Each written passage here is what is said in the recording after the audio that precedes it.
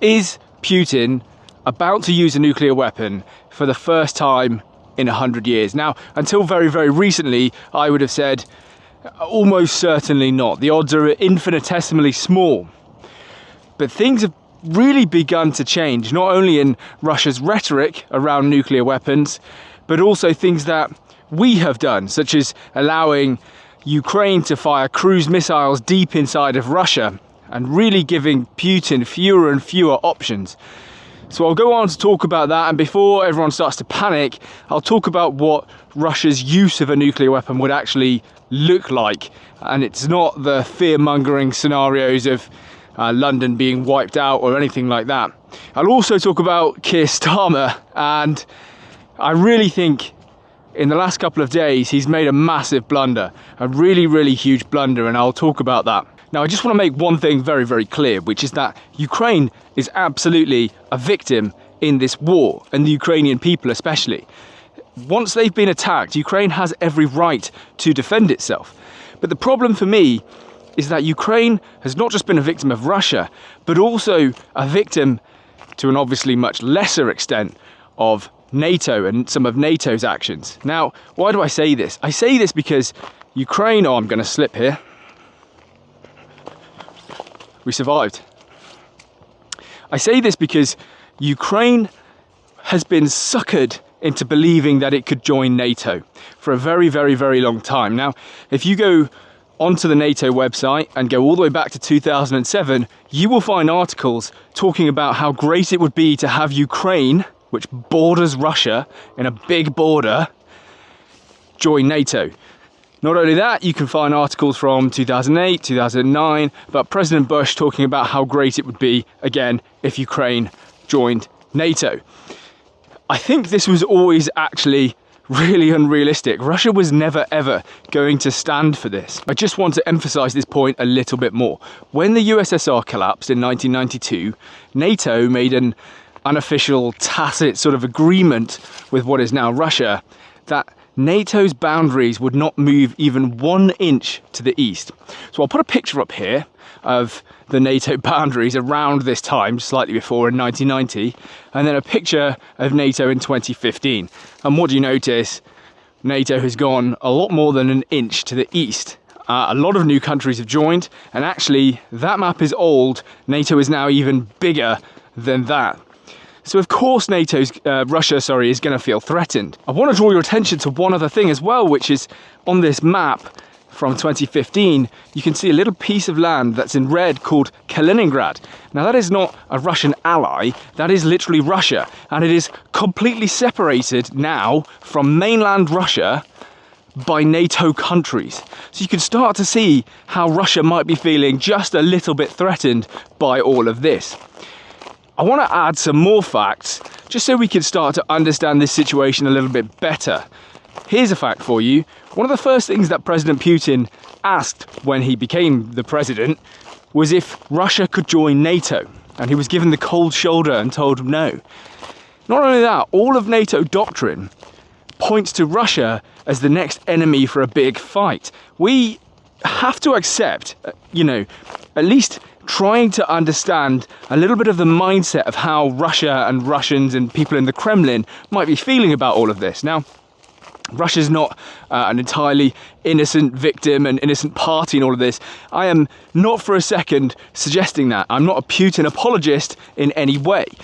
But to those people who would say it's evil to even try and consider the psychology or the mindset of your opponent, or your adversary, or your enemy, if you want to call them that, I think that's naive. Now, even once you try and put your mind into the mind of Putin, I still think this invasion is completely unjustified and has led to really horrible consequences. I believe 700,000 people on both sides killed or injured. So it's a really tragic thing, and it's a real brother war as well. Culturally, Ukrainians and Russians, very, very close. So it's very, very sad to see this, and I really hate this war. I don't really like any wars, but I hate this war especially, and I find it really, really frustrating. I find it even more frustrating for Ukrainians because they used to be a nuclear power, and they actually made an agreement with both Russia and the United States that they would give up their nuclear weapons on the proviso that if they were ever attacked, the other or both would come to the aid of Ukraine. So I really, really do feel for Ukrainians, and like I say, I really do think that they're a victim in all of this. Just because that's true, that doesn't mean that we can't try and assess and understand the Russian mindset. And it's going to become very important because it ties into why I think Putin may, at some point, use a tactical nuclear weapon. But I'm not done yet. Now, I mentioned earlier that Keir Starmer has made a really big blunder, and this is what it is. Very recently, Joe Biden changed his mind and decided that Ukraine can fire US-made ATACMS long-range missiles into Russia.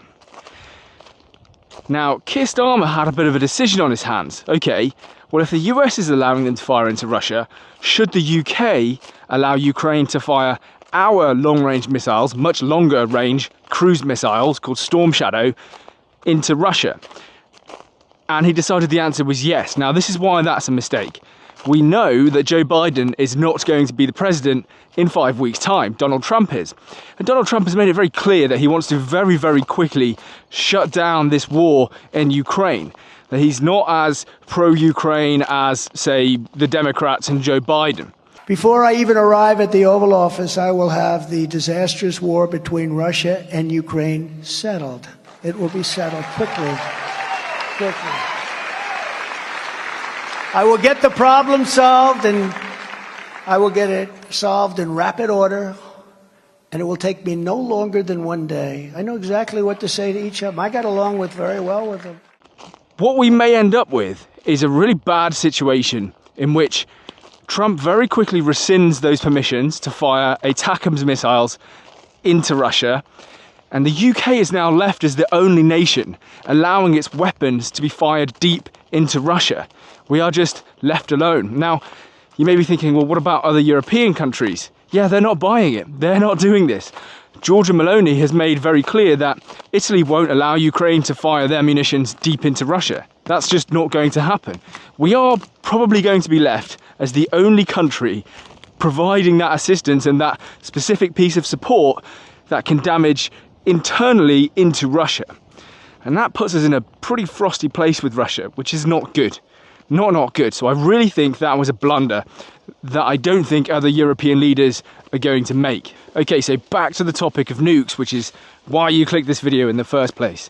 My worry is that at this point, Putin has probably realized that his conventional, aka non-nuclear military forces have not proved as strong as he would have liked. Now think about it, it's taken 1,000 days to successfully conquer the rubble of about 20% of Ukraine. It's a really bad return on investment when you consider the amount of tanks, aircraft and personnel that Russia have lost in this process. That's not a good scenario. Now all of a sudden you're starting to have missile attacks going into Russia. So Putin realizes he's running out of conventional ways to save face, to protect his regime.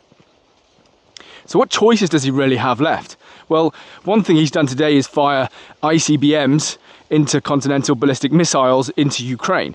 It's the first time, I believe, that ICBMs have actually been used in a war ever, to my understanding. So that's one way he's escalated, but he's really running out of ways to escalate and defend his position within Russia. But what he does have is thousands of nuclear warheads. Now, a lot of people are giving out doomsday scenarios, suggesting that Putin is going to drop a nuke on London or Paris. That's just completely...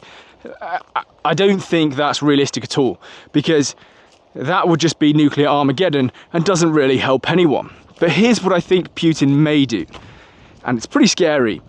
He may use what's called a tactical nuclear weapon. So it's a much smaller yield munition. It could be less than 1 kiloton. It was 15 kilotons that hit Hiroshima. So he could use something that's half a kiloton, for example. And he could use that in Ukraine when the winds are blowing the right way, not on a city, in agricultural land, but that's a way of escalating. Now, he'd have to do this as an air burst because that way there's very little actual fallout. If it hits the ground and detonates, you get all of this soil and everything becomes radioactive, goes into the air, nuclear fallout, very, very bad for everyone. So you would have to do an air burst munition in Ukraine, west of the Dnipro, when the winds are right. And it would be pretty devastating, it would be an escalation, but it wouldn't trigger a nuclear response from the US. But what it would do is put the absolute fear of God into everyone. Everyone would realise now that this is escalating very quickly to a very horrible place. And I think it would force NATO and a lot of people to very quickly reconsider their positions, particularly surrounding their support for Ukraine. So it would work in that sense. What it would also do, though, is probably make China, who's obviously a very big ally of Russia, very, very uneasy. So Putin would have to be pushed to the absolute brink, I think, to do something like this. But if Putin feels like his regime and his position within Russia itself is being threatened, then I think he will do that.